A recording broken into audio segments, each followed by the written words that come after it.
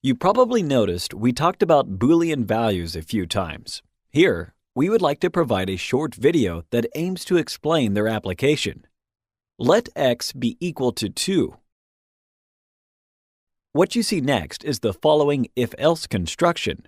If the value of the x variable is greater than 4, print out correct.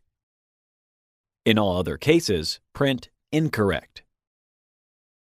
So, which is the Boolean element we have in this computational logic?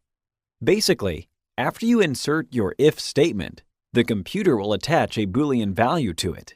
Depending on the value of its outcome, true or false, it will produce one of the suggested outputs, correct or incorrect. If the first statement is true, that is, if x is greater than 4, the machine will print the corresponding statement, correct. Else, which means if the statement x greater than 4 is untrue, or more precisely, false, the statement incorrect will be printed. From a certain perspective, everything in a computer system is Boolean, comprising sequences of zeros and ones, false and true. This is why we are paying attention to the Boolean value. It helps us understand general computational logic and the way conditionals work in Python.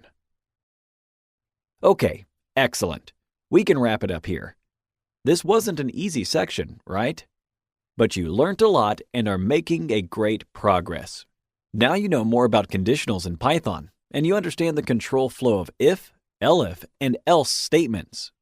In addition, you saw once more complying with the Pythonic syntax is crucial for the execution of your code.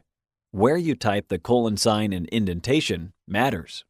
Last, you saw the order in which you declare your commands leads to a specific outcome. If you change the order of your commands, the outcome could change, and this may take you to undesired results. Wonderful! In our next section, we'll dive into the world of Python functions. See you there, and thanks for watching.